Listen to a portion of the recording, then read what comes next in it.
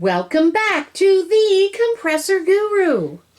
Today's episode is brought to you by you. It's by your comments on some videos. And now here's the Compressor Guru. Thank you, camera wife. So we have two comments we're dealing with today. One rather long one, and I've gotten the one we're going to close the episode with quite a few times, and you're going to go, what? So stick around.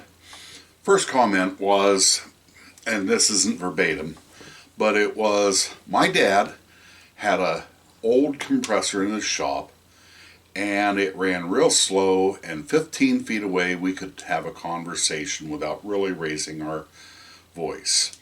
And some number of years later he got a Craftsman, and it was much louder. Now I own an Ingersoll that I bought from a big box store. He didn't give me the model number, but I can take a wild guess. It was a TS, an SS, or maybe a 2340 with the commercial motor. But in any event, he says, you can't hear yourself think in the shop or something like that. Anyway, so we're going to talk about why some compressors are louder, some compressors aren't, and what you can do about it. So first off, I imagine, he didn't give me any model numbers of the Craftsman or the older compressor, but so I imagine this old compressor was probably an old Garden Denver, maybe an old Ingersoll, and they had larger bores. Like one of my customers has a 253 Ingersoll in his shop. It runs like 700 RPM. It sets up he has it up on a loft, and it sets there and goes chug, chug, chug, chug, chug, chug. And it's got a big low pressure cylinder, smaller high pressure cylinder, but they aren't as small as the 242 or the 2475 cylinders that have to run faster to get the same amount of air. So this pump runs, 600-700 RPM and makes that 17 cubic feet of air. Now you move up to a Craftsman, and he didn't give me any model number. I kind of imagine it was one of the popular Craftsmen that was a single stage, and they had no air filter to speak of except a piece of foam on the top, and they were using a 3600 motor on it and spinning the pump 1200 RPM. And just like your car, if your car is idling, it doesn't make much noise, but when you're going down the road at 3000 RPM, you can hear that engine pretty good.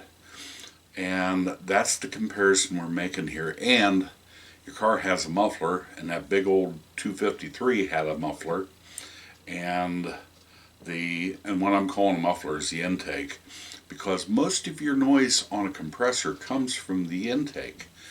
And just with pieces of felt to act as a intake filter on these old Craftsmen, not really much of a filter, and it won't do much to keep them quiet. Now, he said he had a newer machine now, and I think he said he had an Ingersoll. And so if he has a TS or an SS Ingersoll, it stands for, I won't tell you what I think TS stands for, but it stands for two-stage or single-stage. It's a marketing thing for one of those big box stores, and they run with a 3600 RPM motor. They run the pumps about 1500 RPM, and they're still the TS is making that 15 to 17 CFM, just like that old 253, but it's doing it at more than twice the RPM. So you're now going down that road in your car, and you're running 6,000 RPM, and you're going 90 mile an hour, whatever your car will do, and you have a lot of noise, road noise. You hear the engine, and it's really about the same thing with compressors. And there's one other kind of compressor that's even noisier, and that's the oilless compressor. They usually spin 3600 RPM because they are direct drive.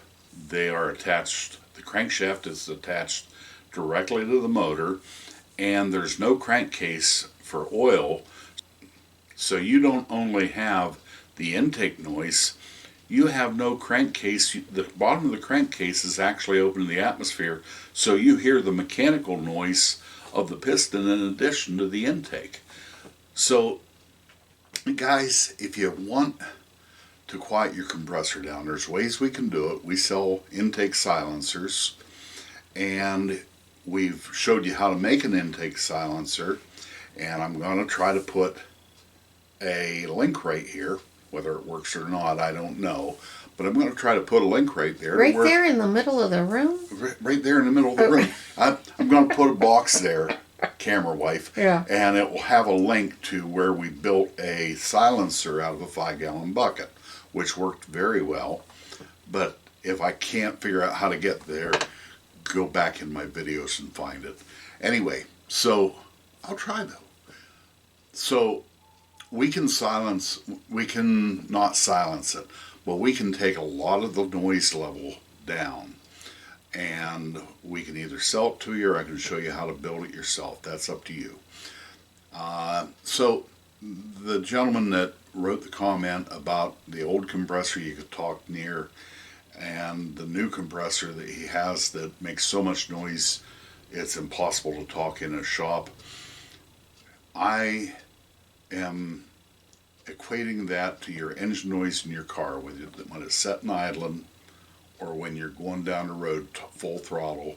And that's essentially what they're doing with the modern machines to get full CFM in the smallest package out of them. Any questions, camera wife? What'd you say? No. We're going to question 2 now? We're going to go to question 2. All right. Do you know what I get in questions, not only in email, but in comments on videos? Drum roll. There we go. Thank you. I find it amazing. Where can I buy parts for my compressor? Or where do you buy parts for my compressor? First off, I'm in business.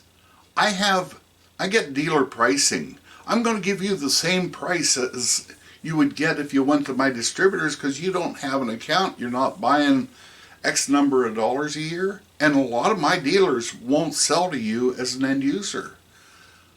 I sell all these parts. It's real simple. You made the comment. You sent me the email. Where can I get parts? You can get parts off thecompressorguru.com. Contact me through thecompressorguru.com for parts. I can't say I get that comment every day, but since we've been doing this, I know I see that comment either in the comments or in an email once a month. Where can I get parts for my compressor? Or where do you buy my parts for that compressor? I'm not going to tell you. It's going to cause my dealers problems trying to deal with end users. I help you with this. That's why we're here. Is that too harsh? Oh well. So No, but we say again and again, we can get you the parts that we're talking about that we're using on compressors. And if that helps you, rather than you trying to search everywhere to try to get the best price, trust me, we're trying to give you the best price. we give you a pretty good price. A lot of times we are lowest out there, and we're providing a service by showing you how to fix it, what to do, and we're here for you. We're here if you need us. I'm going to take a bunny trail. We belong to the Christian Motorcyclists Association, and we have a couple mottos in it. And one of them is, we're here if you need us. And we don't just live that for the bikers out there if they have a problem. That's kind of a business thing too. The short answer to the parts, if you've seen us working on your compressor on the channel, we can get you parts. Guys, that's all I have for today. Nice short episode. Informational points, a little bit of a rant on my end about I sell parts. You don't have to ask me where to buy them. We sell parts. Okay, I'm done. I got to sign off or I'm going to go off about it again. Wow. Hey, it's beautifully snowing here. I don't know where you are. At the time of the year this is, we're having a major storm. It is beautiful out there. Stay warm and stay safe, folks. God bless. Bye.